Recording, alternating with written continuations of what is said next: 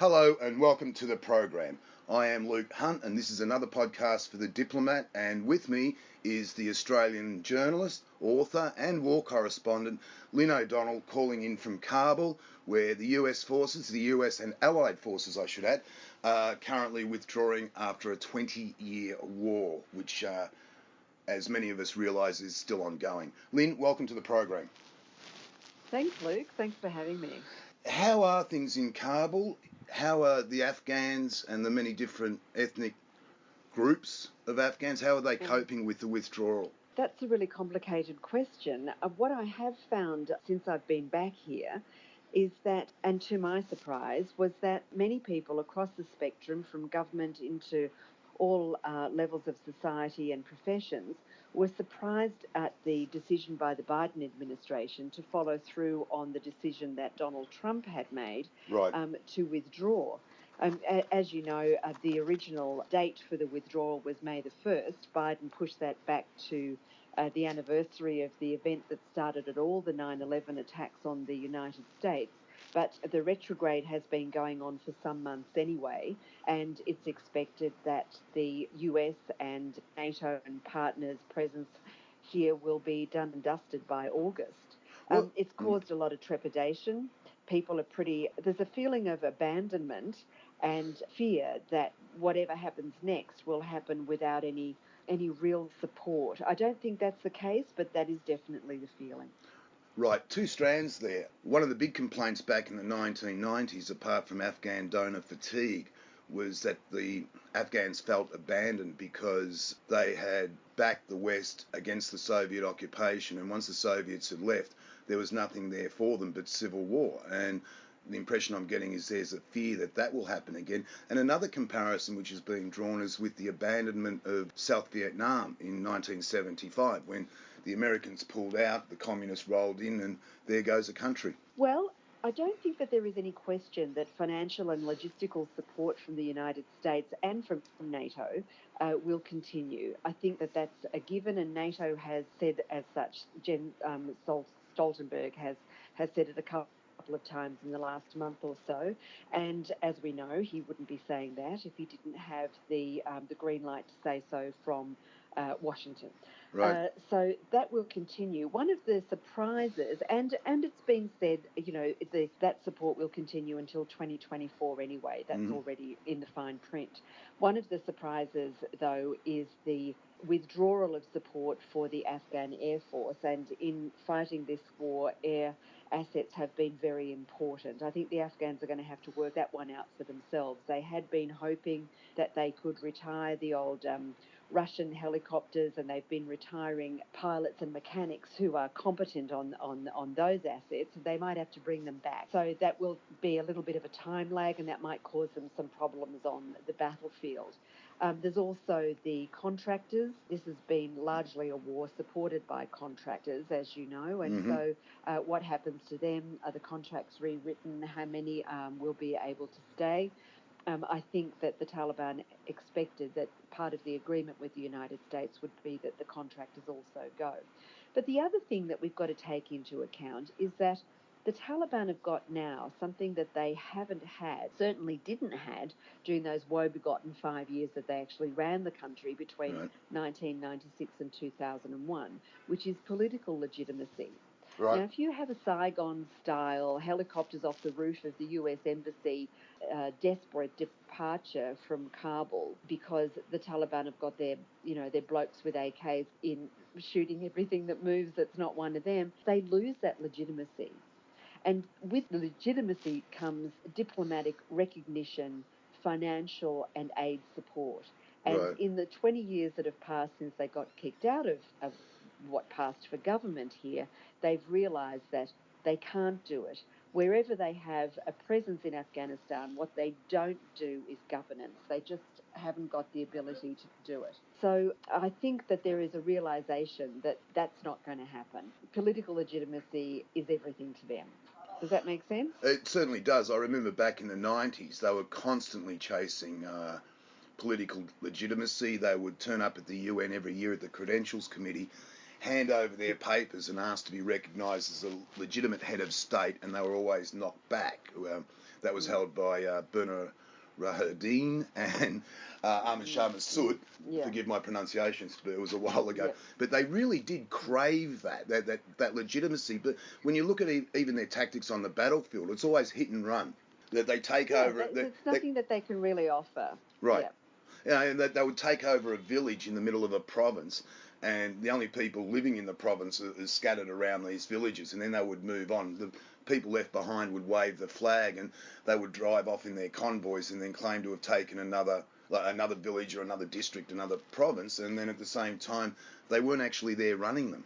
Well, they can't run anything. That's been proven even in places where they have a presence now, as I mentioned before. They don't actually run anything. They don't provide health, education, infrastructure, maintenance, all of the things that you expect governance to bring. I mean, the Wall Street Journal ran a story last week that referred to Taliban governance out in the boonies, and really anyone who's been paying attention for 25 years knows that governance is not what the Taliban do. It's not what they're offering. And even on those occasions that they do take over cities and run the government out of town for a bit, it's only for 3 or 4 days. It's only a show of force. Exactly. And then they're pushed out again. So, there are some wild assertions made about what is going to happen here after September 11, as there were what was going to happen here after May the 1st. And really, Luke, in my inexpert but long-term observation of it here, I think it'll be life as normal until they work out what sort of a government they want that includes the Taliban in the corner of the room. But they're not going to be running the country. Going back to what you were saying earlier, why do you think, or what is the most considered opinion as to why Biden continued on with this policy initiated by Trump, when obviously the two presidents were at odds on pretty much everything? Why is he following through on this policy? Well, while I was waiting for the decision to be made, I reread Bob Woodward's book, Obama's Wars. And a lot of that book is about the decision-making process for the surge in 2009-10, when the number of US troops here spiked up to, 110,000 or something. It's a lot. And Biden and the people who are around him now were very much in the small footprint and with a CT presence camp, and that includes Blinken, who's now his Secretary of State, and Jake Sullivan, who's a senior advisor. And so I wasn't really surprised that the decision that he made was to leave. And the other thing that he said himself at the time was that this is a deal that was made on behalf of the United States. Biden doesn't want to have a large military presence here. He has always been a supporter of a counterterrorism presence. And what they've said is we will do counterterrorism and monitor the situation from outside. And if and when we are needed, we will be back. The other thing about that, though, is that I've never really seen the US leave anywhere. Yeah, I agree. They've always got the keys, right? Yep. I remember when I came to Germany. Well, even in Thailand, there's a base that I can't remember the name of, shamefully, off the top of my head, that the Americans purportedly left. But when I came to Southeast Asia to cover the tsunami impact, I went down to that base and I flew out of it on a US C-130 because someone turned up with the keys. You know what I mean? It's like they might not be there in force, but they've got the keys. And a few years ago, I went down to what had been the Bastion base in southern Afghanistan with the Afghan National Army. And there in the corner was a very well cordoned off and what seemed to be a very well kept little space with good quality air conditioners. And I said to someone, "What's going on over there?" And the answer was, "Oh, that's the Americans." So we know that they're around, and I think that the possibility that there will be, a CIA-style counterterrorism monitoring fighting force gives many Afghans a lot of peace of mind that they're not being left alone and won't be left alone. Right. Is there still a future role there for drones? You mentioned the lack of air support. I'm just wondering if that includes drones, or is that a separate military Well, here when we operational. talk about air support, it's usually the Afghan National Army helicopters and fighter jets that are supported and provided by the United States.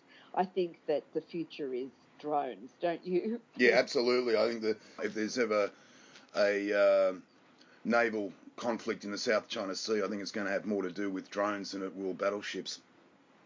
I think they're going to be like mozzies in our future. Oh, We're God, swatting yes. them away. Indeed. Are you detecting any differences there between the Pashto, the Tajiks, the Uzbeks, the Hazaras, all very different ethnic groups with old allegiances and old rivalries? How are they coalescing on this? And also the perennial question about Afghan women.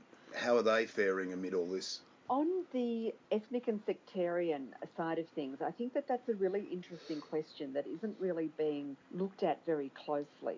A couple of weeks ago, Abdul Rashid Dostum, now Mm-hmm. Marshal Dostum, who was the vice president for some time under Ghani's first term, President Ashraf Ghani's first term, that is the leader of the Uzbek community here. There's not a lot of Uzbeks, but Dostum punches above his weight.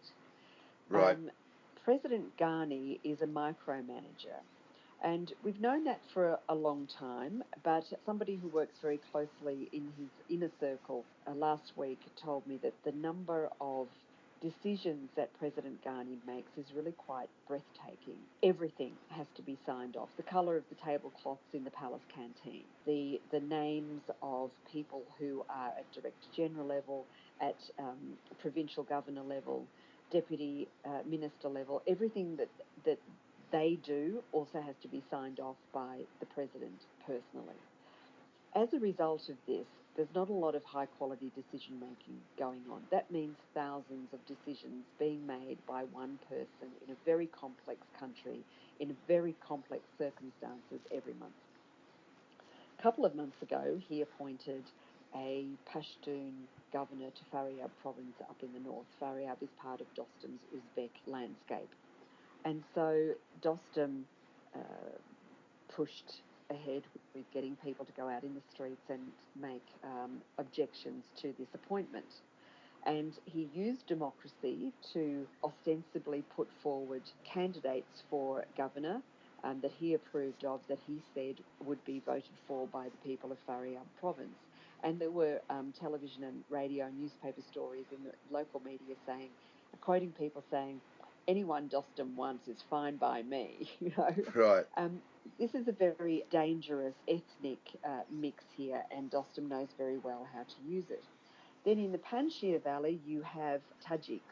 The Panjshir Valley is where Ahmad Shah Massoud comes from, who is a national hero. It doesn't matter where you go. There are billboards and photographs everywhere. They're in the back window of cars. There's billboards on the streets. His photo is everywhere. He's the man who fought the Taliban and kept them out of the north and out of the Panjshir. And he was murdered 2 days before the 9/11 attacks by Al Qaeda operatives pretending to be TV reporters. Yes. They hit a bomb in their TV camera and they blew him up.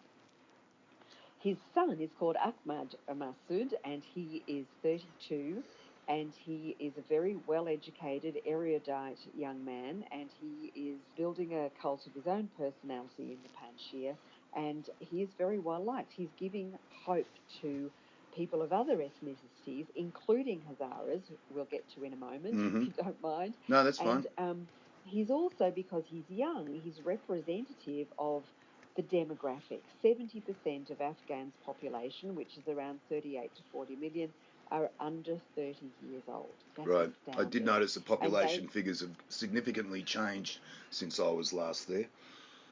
and that means that these people have bought into the democratic experiment that the West has imposed.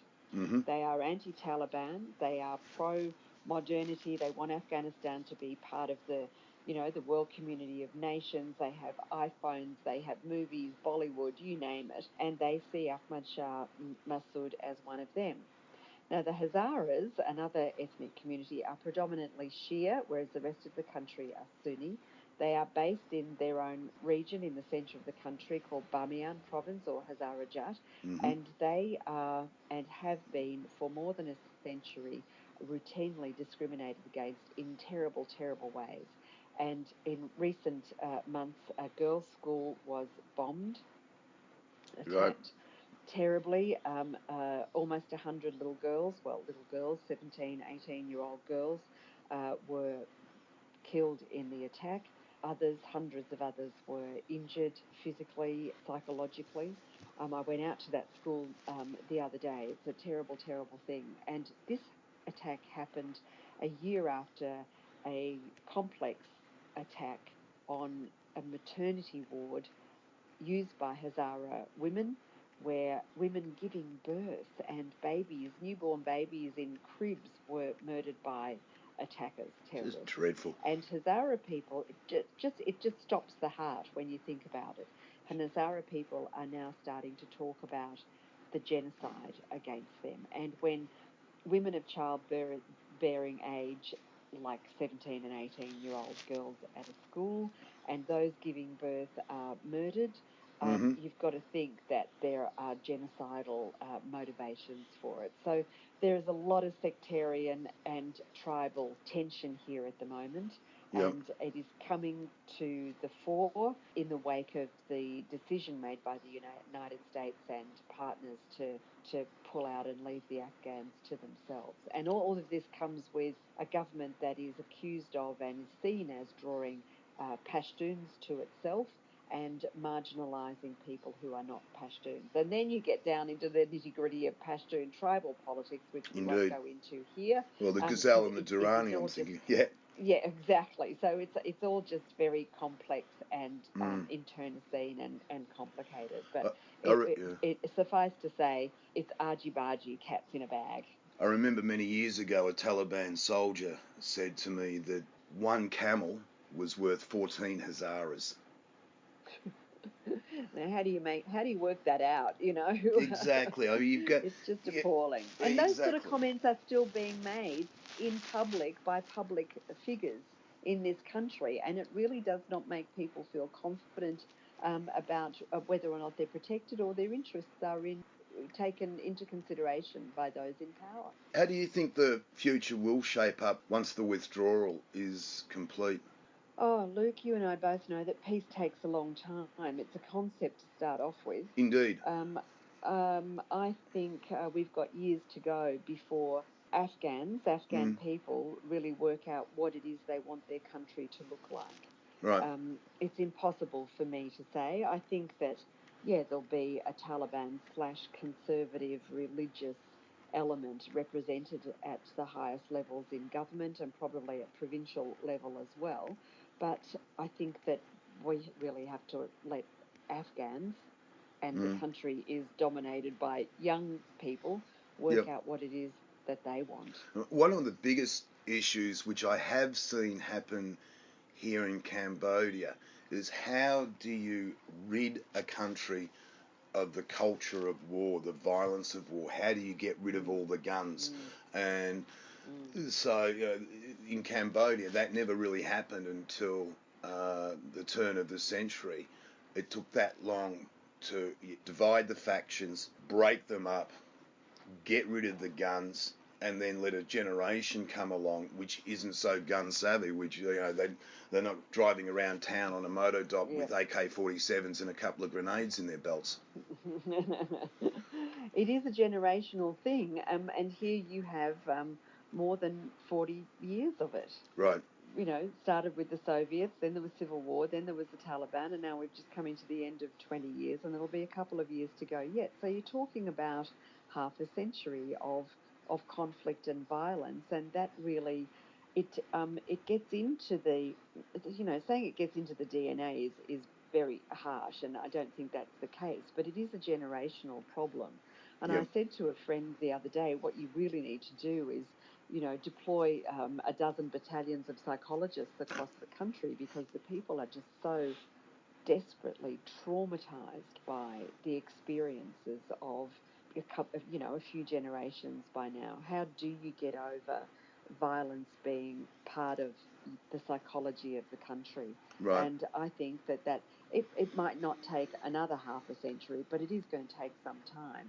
And there needs to be first an awareness and, you know, psychoanalysis and psychology and counselling is not part of the landscape of Afghan culture. Mm-hmm. But on the other hand, talking out your grief is certainly part of Afghan culture. And when you say to and commiserate with an Afghan person about the death of somebody close to them, Mm-hmm. I'm terribly sorry to hear about, you know, what happened to your father, your mother, your cousin, your brother-in-law, whatever.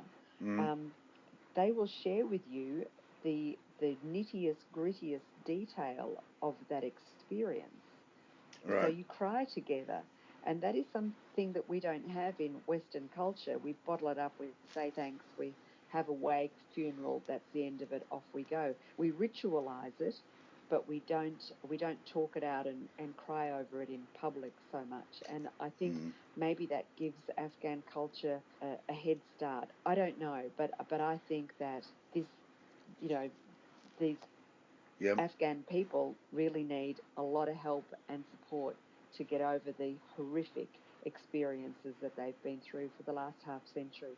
And I hope that we're all there for them to do that. Indeed. I mean, you've just got me thinking about people we've both known who have died in Afghanistan over the years, and unfortunately, it's a very long list. Yeah, it is a long list. Okay. Yeah, it's not over yet. Right. Now, you are the author of High Tea in Mosul, which has done very well, a war book about British women living in Iraq, and you've got a new book that's coming out next year, I understand. Tell me a little bit more about that. I'm quite fascinated by it. Oh, thank you. Well, at the moment, it's called From the Front Line, Women Reporting on War, 1899 to 2020. And the idea of this is to really bring to the public attention women who have been trailblazers as war correspondents for more than a century and a half. We tend to think that with people like Claire Hollingworth Mm-hmm. and Martha Gellhorn, that we really didn't, you know, by we, I mean we girls, really didn't get into war reporting until maybe World War II and Vietnam. But it's been going on for a while. And so I've chosen a list of about a dozen women who I want to write about. And I also want to find something that links their experience as women who are, you know, let's face it, war reporting until very recently was dominated by men. Mm. And journalism is still at the very top of our craft, as you know, Luke, dominated by men. And I'd like to be able to look at journalism as well through the eyes of the women that I write about and see, you know, what have been the changes and what these women have done that have enabled me to do what I do today and still do. Yeah.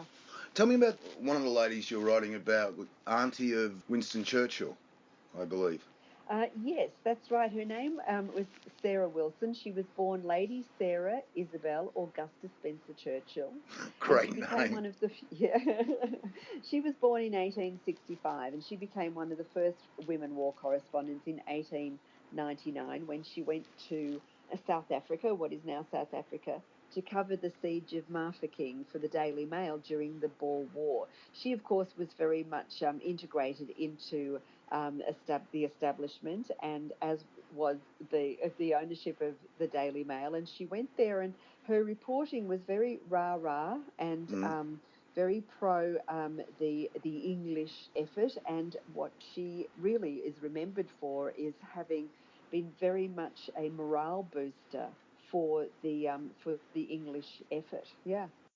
I've travelled a bit and covered a few conflicts, more than a few, I guess, but I've never seen a shortage of women on front lines and in Afghanistan and Iraq. I've never kind of sat there and said, you know, where are the female journalists? Should they be here?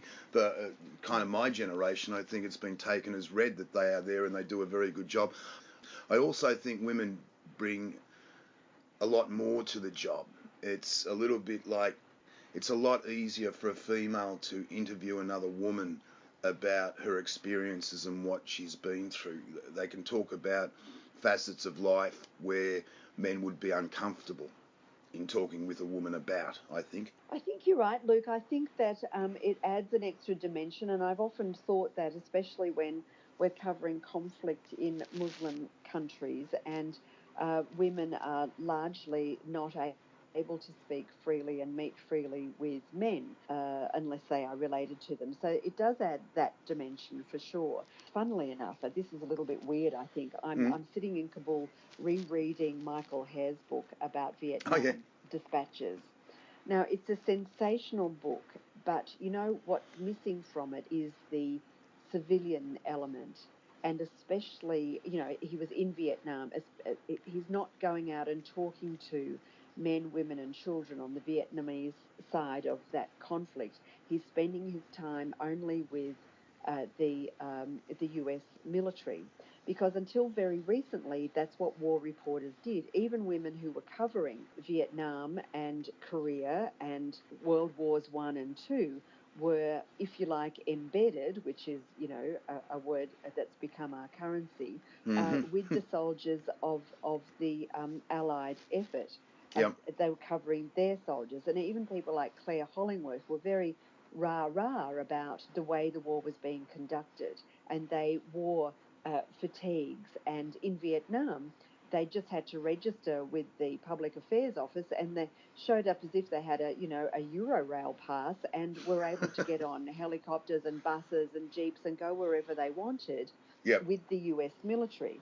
We don't do that anymore, The US military and NATO base here, Resolute Support, it's all they can do to answer an email that I send them. I can't get on the base. I can't get anyone to talk to me. There's a shutdown. And so I'm here independently, walking around talking to whoever will talk to me and invite me into their office or their homes to talk to me. So there is a very great difference now in what we do and how we do it to what people of Claire's generation and Martha Gellhorn's generation were doing. They were part of the Allied effort, and we are not. It's an interesting point, because I think that did kind of swing back during the invasion of Iraq when I was embedded. We could catch helicopters like we were catching a bus, and we could go anywhere and do pretty much anything we liked. I didn't experience much interference at all in terms of stories and filing. But I noticed after my second tour around late 2003 and early 2004 that there had been a distinctive change in attitude. If you were from Fox News, you could have anything you wanted. If you were from the Independent, that's probably not fair, but if you weren't from Fox News, don't expect anything. It was quite an interesting change. It's funny that you should say that. I've never found that with the Americans. I've found a real shutdown with the Brits, right? Wanting to read copy before you sent it, a real sort of old-fashioned censorship approach. Whereas the Americans, I've always found when I have been embedded with them, is anyone can talk and say anything because they have the First Amendment. Sure. But embedded. The fact that since the first Gulf War there has been an embedded dimension to reporting has not meant that reporters have not been able to do unembedded stuff. That's true. Yes, that's quite right. Gives you access, right? Yes, and indeed. Not being embedded gives you another dimension. So I've never looked down on the concept of embedding with the military at all. I think that neither have I, actually. Yeah. Extremely important perspective to be reported on, as is the other side. And now you have it that people tried to go and report on the other side in Iraq, in ISIS, with the takeover there by ISIS, and in Syria. They get caught, put in cages, made to wear orange jumpsuits, and have their heads cut off on camera. I mean, when the hell did that start happening? Yeah, no. We've always thought of ourselves as being neutral and objective, and if you want me to, tell your side of the story, just invite me over and I'll tell you. But you put me in a jumpsuit and on camera and cut my head off? What the fuck? Okay, look, one final question. I wish we weren't running out of time, but carnage in Kabul is not new. There have been more bombing attacks over the weekend. There seems to be an inability sometimes to draw a distinction between who made the attack. Now, the three groups there really are, I guess, Taliban, Al-Qaeda and Islamic State. Can you compare them? Is that the relationship between them? It was always a difficult angle to get into. Many years ago when Osama bin Laden was living in Kandahar with Mullah Omar, the connections between Al-Qaeda and Taliban were quite strong and easy to draw. Then arrived ISIS, as also the Pakistan Taliban. How do you distinguish between them and who's responsible for what? Are they more closely aligned than we'd like to realise, or are they very distinct fighting forces? Oh, I don't think that they're very distinct at all, Luke. One of the conditions that Trump and the Taliban agreed on in the deal that they struck in February 2020 was that the Taliban would cut all ties with Al-Qaeda. Al-Qaeda's been here for 25 years. Mm-hmm. They're intermarried, they live in the same villages, they all hang out together, they're all related. Yep. This is symbiotic. There is no way that you can take the salt out of the sea. That's how I see it. Now, the attacks, the Taliban doesn't really like taking responsibility for attacks that kill little girls and women in hospitals, but I don't think for a minute that they disapprove. You can say that ISIS is responsible for it. Well, prove it. What's the difference between ISIS and the Taliban when it comes to putting a sticky bomb on a minibus with innocent people on it? The distinction that used to be very easily made was with the Haqqani network. Mm-hmm. The Haqqanis are pretty brutal, but they're also very, very closely entwined with the Taliban and thus with Al-Qaeda. So to be honest with you, I think that it comes down to semantics. The Taliban are the top of the tree at the moment. They've got the cred, they've got the political legitimacy, and they've got the running. But when they waltz into Kabul, they'll be hand in hand with all the others, that's for sure. Right. And on that note, Lynn O'Donnell, thank you very much. It's been lovely to talk to you. Thanks, Luke. I've really enjoyed our chat. Stay well.